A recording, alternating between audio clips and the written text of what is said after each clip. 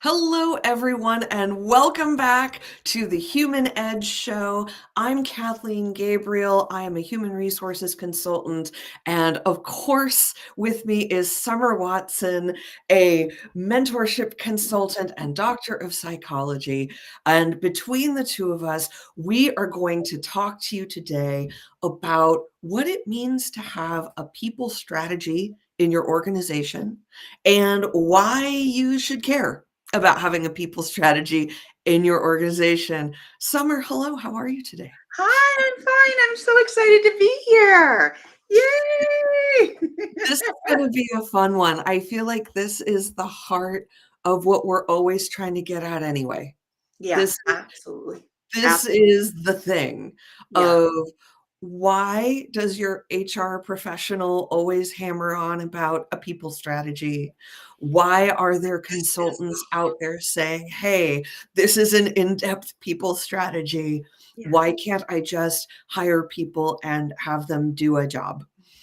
Right. Yeah. And yet it is not that easy because we are working with human beings. We are human beings. So we know, Kathleen, we Yes. know how it is to get up every day, what's going to happen when we get up, how we got up. Did we get up on the right side of the bed?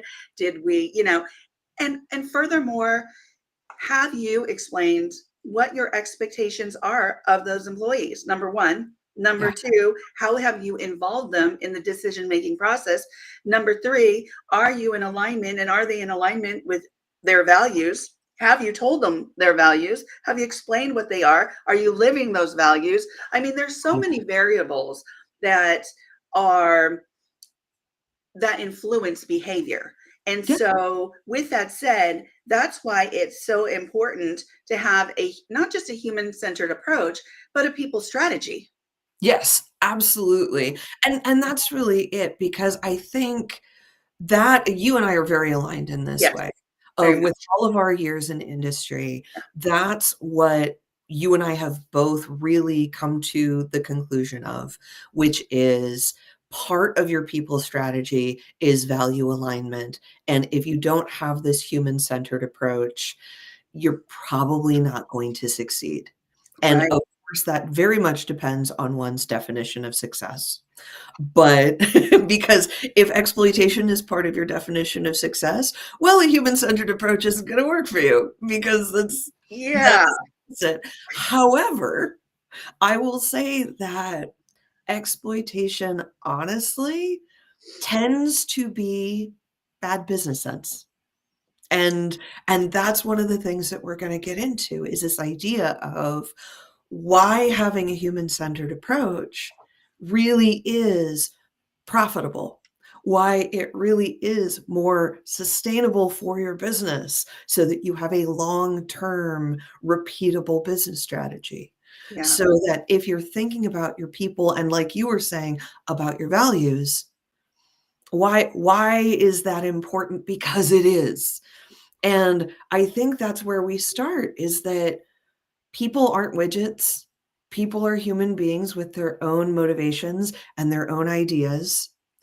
And one thing I've especially with small business owners, especially with first-time business owners, they aren't necessarily thinking about, "Well, what are my values?" They're thinking about, "How do I build this product or service and get it out the door?" I would say, though, Kathleen, that if that is, in fact, the first thing you're thinking about, yes, how do I build this business and get it up and going and out the door, right? And whatever product or service it is. However, if you are going to be contracting, employing folks, working, here's the other thing, and I'm going to pull back just a little bit, not Yeah, just employing or contracting, but if you're going to be working with people to sell a product, that's part of your strategy. it has to be. It Because absolutely has to be, yeah, because guess what? The way that you sell your product has a lot to do with your values. The way that you sell your product has a lot to do with how you market that, how you speak to people, how you're embracing the folks that you're serving, how you're trying to solve their problem. So if you don't have a strategy and you're not considering these variables, guess what? You're behind the curve. yeah. And I will say one of my earliest memories from my days of being a human resources director, human resources manager. As you know, a lot of my history is in startups in Silicon Yes. Valley, Yeah. and that is very much the move fast, break things mentality, especially in that era. Yeah. And one of the things that has stayed with me through the years is I was fighting against an engineer being hired. And Okay. the head of engineering, the VP of engineering, said, "You know what? He has every skill that we need, and we need those skills now."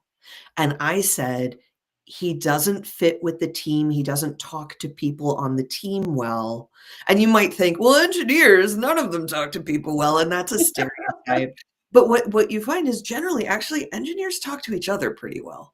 They speak kind of the same language. They have sort of similar ways of talking, and we can get into depth on things like that, but in certain groups, the group has a way of communicating. And I said, this guy, he he isn't doing it. He's saying all the wrong things, and honestly, he's kind of a creep. You know, do we need to hire this guy? And she said, "You know what? He has every skill we need. I don't think the people side is important." And exactly, but that is a perspective. And Yes. what happened was we hired him. No one could communicate an idea to him. He couldn't communicate an idea outward, and he hit on every woman in the company.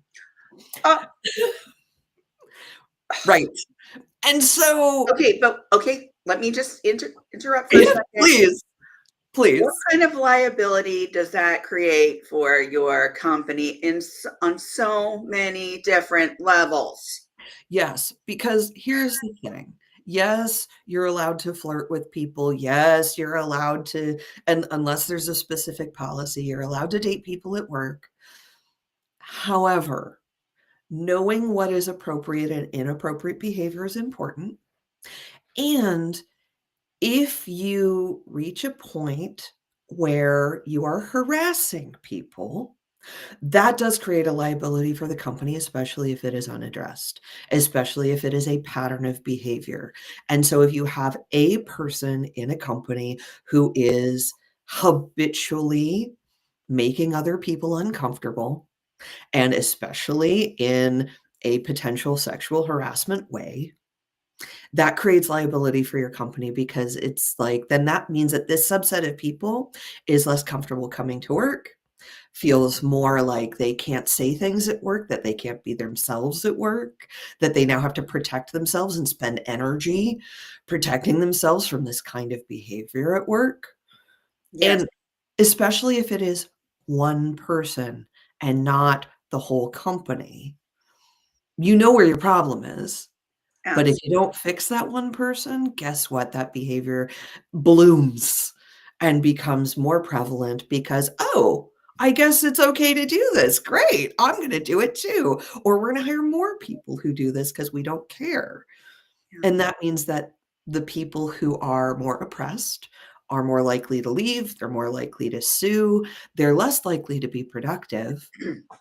And then you've got this snarl that was, you know, honestly, at that first level, pretty easily addressed. Yeah, absolutely. You brought up so many different elements of why people first strategy and planning is so important. Yeah, And it's not just sexual harassment. It's not just, dating on the work site, right? yeah, But when we look at that one subject, we look at not just the liability, but the culture you're building, the yes, values that you're laying down for the foundation. You are, are you considering the culture that you want to create? Right? It's like all these different things that are happening in that one situation.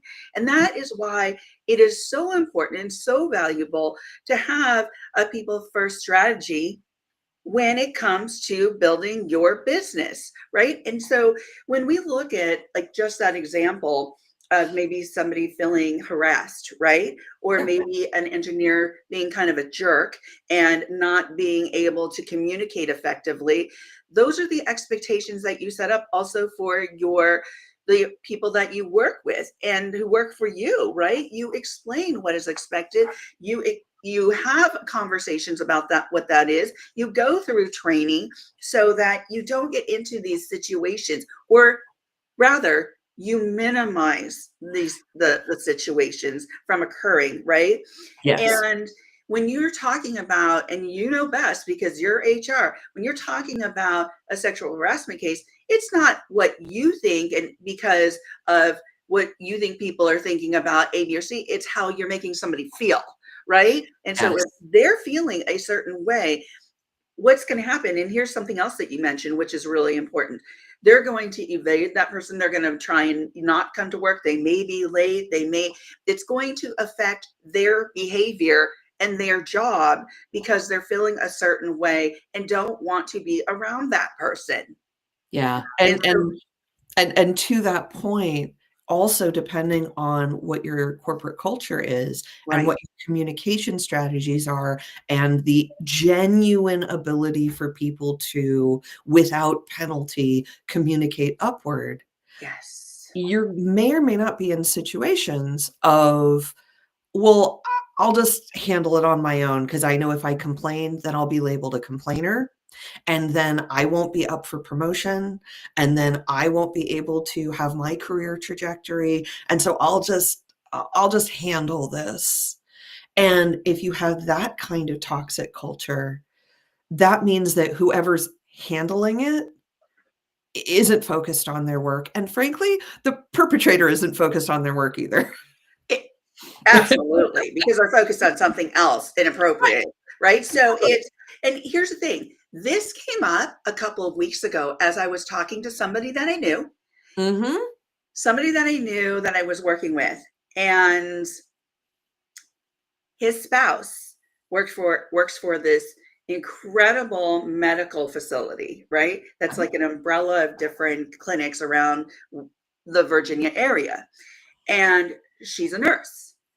Yeah. And she was feeling bullied, right? Oy. And so Yeah. she didn't have anybody to talk to. She didn't have, like, yada, yada, yada. So she was coming into work late.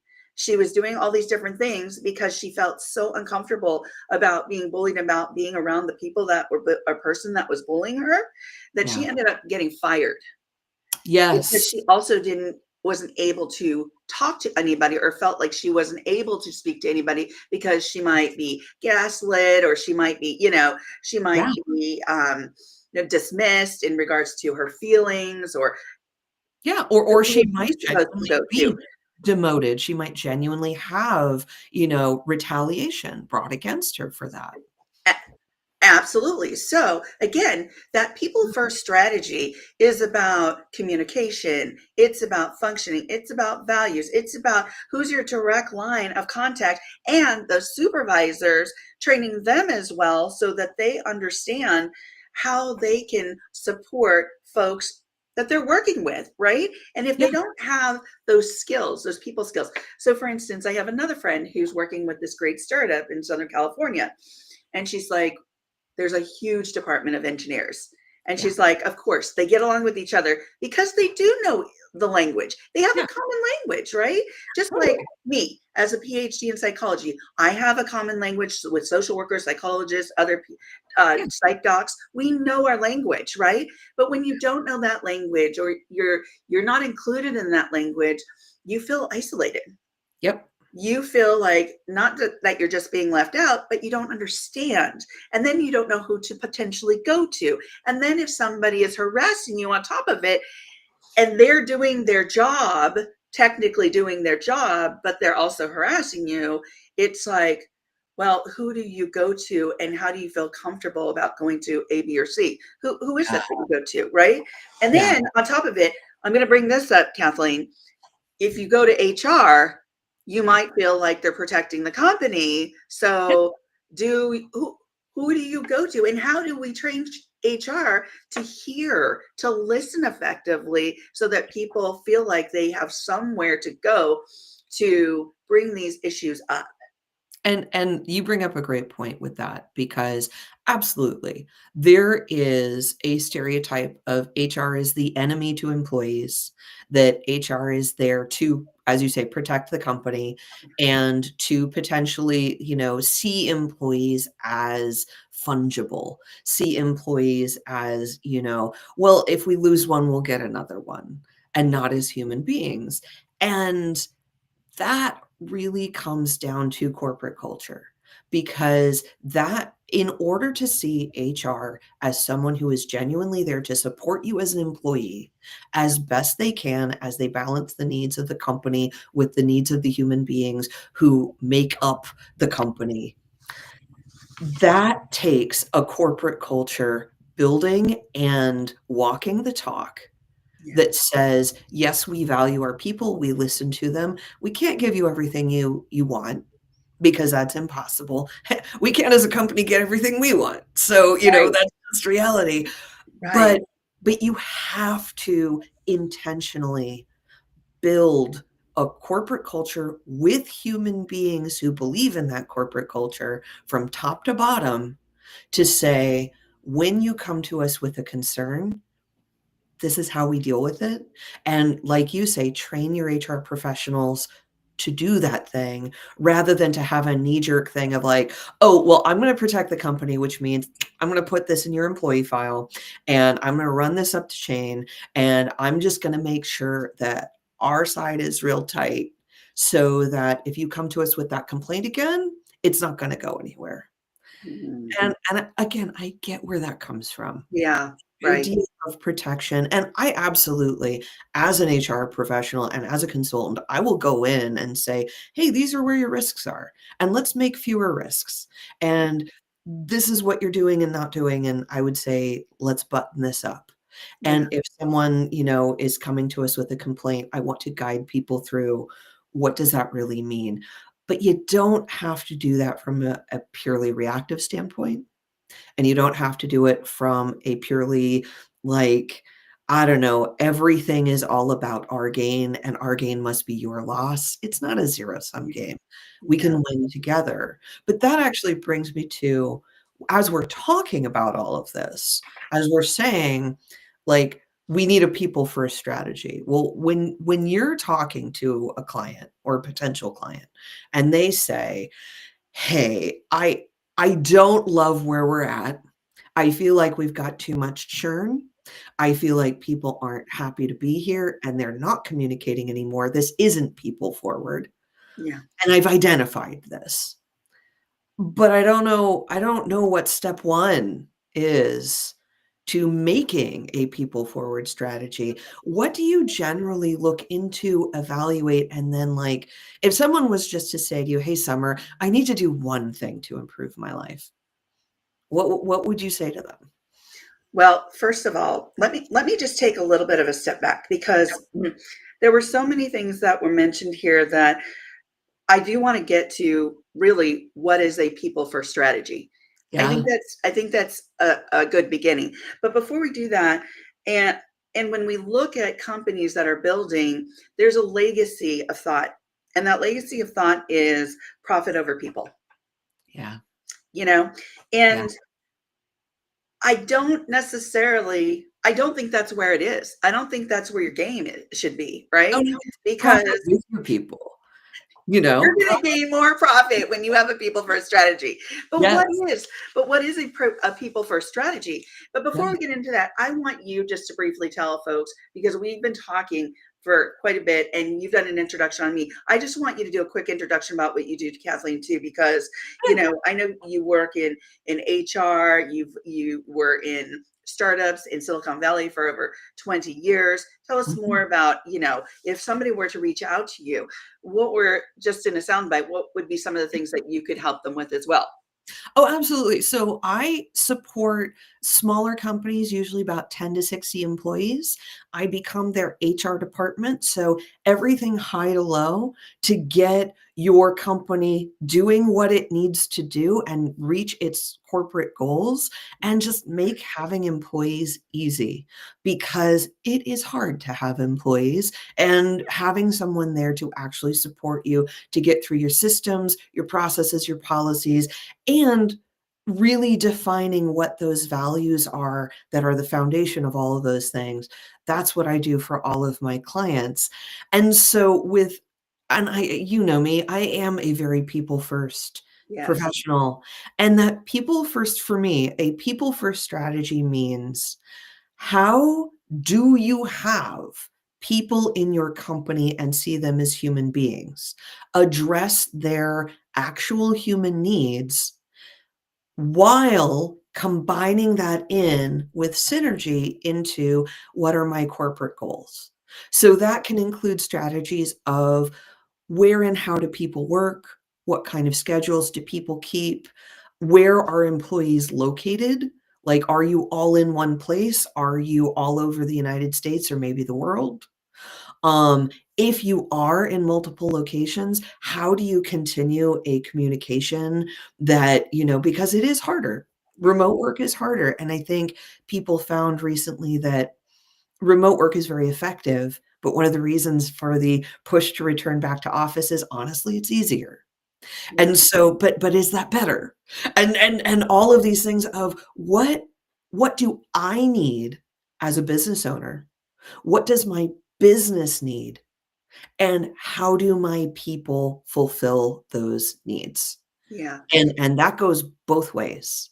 So, and then how do I fulfill the needs of my people so that they can keep giving back to me, so I can keep giving back to them, and you create a virtuous cycle, rather than, honestly, a lot of the late stage capitalism we're in right now is the vicious cycle of, how much can I take from people? And then when they're spent, find more people that I can take from. Yeah, and I think that's a legacy that's just continuing on, right? That Oh, whole yeah. ideology. It's We do have a comment here from Bibiana, and she says, "When I used to consider working somewhere, I would check their online rating. If it was super low, it would make me a lot less enthusiastic, and I would often notch them down on what I want um, down on the I want it scale." So Yes. that was one way of her checking in and doing a check in for herself about a company that she may be considering applying to or interviewing with. So, which I think is a great suggestion. Thank you, Yeah. Bibiana. But when I think about a people first strategy, it really does, it doesn't solely, well, it lies with the company owner, right? And is that company owner really invested in, one, employee growth, one, two, the well-being of their employees, and two or three, the purpose, right, and passion of those employees. So are you taking that into consideration when you're thinking about a place to start? Are you really thinking about it from a humanistic perspective? And people might be like, "Oh, that humanistic, oh my gosh, their perspective." Well, yeah, Yeah. absolutely. And I'll tell you why. Because when you do, guess what? You get more from those people because they want to come to work. They want to stay on task. They want to align with the mission. And guess that what? That's more production. Right? So I'm like, I don't understand. I really don't understand. Like, when people don't have this people first strategy and they're like, just get your butt to work and do this and do that, it doesn't make for a comfortable environment. It makes for more toxic environment. Here's the other thing, and I don't want to put this just on HR because I don't think it's fair. I think when you have a people first strategy, there's buy-in from all levels of the company. Yeah. It's not just HR. It's not just their responsibility. It's from all levels. But what does that mean when you're a business owner? When you're trying to get this business up and going, and you're just like, "Oh my God, I just need to get this done. I just need to get them to the next step, right? And I Yeah. just need these people to do their work, and let's get on with it." But when you nurture people, Yeah. those that work with your company, guess what? you're going to get that more in that innovation, that open communication, that co-creation. You're going to get more of that, and it's going to feel really good. And guess what? It's going to align with your mission better. So Yeah. those are And some of the first steps that I would say is really take a look inward and understand, are yeah. you really invested in employee growth? Are you really invested in their well-being, in people, human first, people first, their well-being? Are you invested in your purpose, their purpose for being there? Kathleen? Yeah, and with that, I always suggest in terms of like from an HR perspective, a first step is what people do you want to do what work? Because that sounds so obvious, right? Yeah, But if you really think about, okay, I'm a business owner and I need to hire people to get this thing done. Now I figured out, okay, this is the work. So then if you take a breath and say, all right, honestly, what kind of people do I want to do this? That will get you on that first step, that path to these people will then be able to grow my business in the way I want it grown. And if you're able to then take the second step to say, and what will they be doing in the future? What is a path of growth for anyone in this job? And you may not have a specific thing, especially when you're a young company, but really start thinking about, well, why would people want to work with me? And why would they want to stick around year over year? And if you just start with that idea, you can then get into deeper ideas and, work with people like you about, well, really, what is this culture and how do I make this flourish? And how do I give people that environment that they want to be in and that communication that means that everyone will be heard and everyone will know what they're supposed to be doing? If you have all that together, just take that first step of thinking, who do I want to work with? And not just what tasks will they do, that is important. You need to know what people will do in your company, but who do I wanna work with? Why would they wanna work with me? yeah, I love that first step, and I do think that it's also important to think about when you're thinking about the people first, ideology. It's really not thinking about the benefits and policies. It's Yeah, really thinking about, as you said, who do I want to work with? But be cautious too, okay? Because I also think that yes, you can put down on a list who you want to work with, maybe their skill sets, maybe their personality type. And I think that when you meet people, we want to become fast friends, right? But we don't really know them. We really don't know them and their behavior in a yeah, workplace versus even a friendship versus because that can all look so different. And yeah. really, in like the clinical world, we look at 3 to 6 months of adjustment period. Yes. And within that time We do frame, that in the HR world too, actually. well, it comes from somewhere. It comes from Yep. that clinical basis of we really and we have all these assessments, these personality assessments. We've got, the DISC, and we've got like all these different ones that we use these days to really look at personalities. But even if we would look at a personality, it still takes 3 to 6 months to really see how that person functions or how people function within the job. Yeah. So it's great to feel connected. It's great to kind of list out who you want to work with based on what behavior, based on personality, No, based on no. still Based skills, based on values. Let's based bring on it all the value. way back to the beginning. It always has to be you have to define your values. You Yes. have to figure out what that means for you functionally. Yeah. And then when you're hiring people and you're working with people, just like you said at the top, how do you evaluate whether people share your values and make that evaluation? And then how do you evaluate, are you and your company and your employees continuing to work and live in those values? Yeah. And that it and Unfortunately, it's not the quick and easy answer. It's not the one and done. It is a continuing evolution and a continuing check-in, but that pays dividends because as soon as you're able to do that, then you lose so much friction. You lose so much churn. You gain so much more profit because your people are more productive. Your clientele is more likely to find you and more likely to purchase from you. Value aligned people in the marketplace will seek you out. Yeah. And we've seen this time and again. Companies that lose their value center when they have a value centered audience that is coming to them to purchase, they lose their profits. And other companies that have that value center pick them right up again. And guess Oh, what, Kathleen? We're yep. seeing this happen right Oh, now. real Right time. now, when people pulled out certain values that they aligned with prior to A, B, or C, I'm not gonna, Yeah, that's a much longer topic. that's a much longer topic. But right now, we're seeing them really get hit hard in the pocketbook, so to speak, because they aren't aligning with what they told the community Yes. that they were selling, right? And it's not even products, it's their value. And honestly, I buy based on my values. Lots of people Yes. buy based on their values, and they pull out based on their values. So And if you know what you are and you live by what you are, you rocket yourself yes. to the top of possibility. If you've got a good product and you can keep your people and you can communicate to the world what your values are, you're pretty much guaranteed to win. Yeah. And And it guess does who start with you have a product that people want. right. But And you know guess who what? sells those products and services?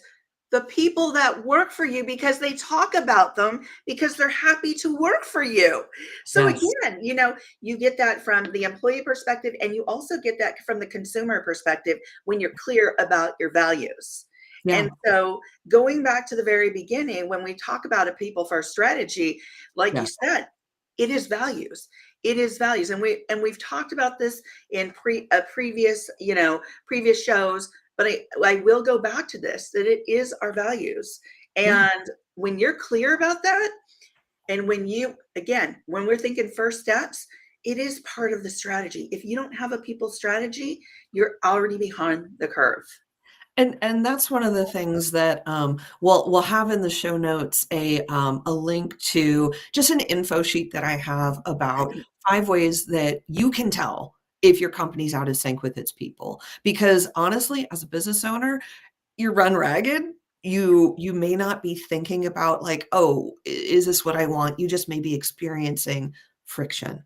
And so just a quick checklist of like, what's actually quickly going on with my company and do I see these things? I love And that. if you do, maybe reach out for some help because that is literally our specialty, Summer and I, making sure that at whatever stage your company is at, you know what resources to use, how to go back and repair any damage that you have, how to build for the future so that it's just easier going forward. And that's in any economic environment because that's one of the things that we're seeing right now. People have a lot of fear around our economic environment. And the Yes. truth is, no matter what, at any given time, business will be happening. And yes, it may be easier or harder. Yes, there may be marketplaces for different kinds of products and services, but business is always here. So Absolutely. we can help you get your business to the level you want it to be, no matter where that level is, because we will get your people to build that business with you. Oh, love it. Boom, boom, boom. I want to read just a couple before we close up here. Oh, A yes, couple more please. comments. Bibiana says, I wanted to work for companies that had a culture that took care of its employees. Yes. And that's great advice. People want to be somewhere that has a solid expectations. And I also want to go back and touch on something right before we close out, but it's let's build it and let's build it in the way that we are responsive and not reactive. Yes. And, even as a new business owner, think about that people first strategy so that you are responsive and are not in a reactive state, or put yourself into a reactive state because things are falling apart because you didn't have that people first strategy. And even if you're a legacy company, you can start now and build that people first strategy if it's not built into your strategy and your game plan right now. And as Kathleen said, we are here to help you at whatever level that you're at in regards to your business. Any last words, Kathleen? You know what? I just want to say I love this topic so much. And if I can just work with people who genuinely believe my people are my profits, my people are my success, we'll get you there. Let's do it. Yes. And, I'm almost thinking that next week, because there's so much we can talk about here, that it'll be interesting if we think about, maybe there's something we want to think about, Kathleen, is Yeah. startup versus legacy companies. Yes. And we're both get it wrong in regards to that people first strategy. I And think so that would be really cool. I So think so. hang with us. In 2 weeks, we'll be back and we'll be talking about another something that will help you in your business. All right. Sometimes we all get tongue tied. All right. Have a great day, great week, and we'll see you in 2 weeks. Thanks, everyone. See you Take then. care.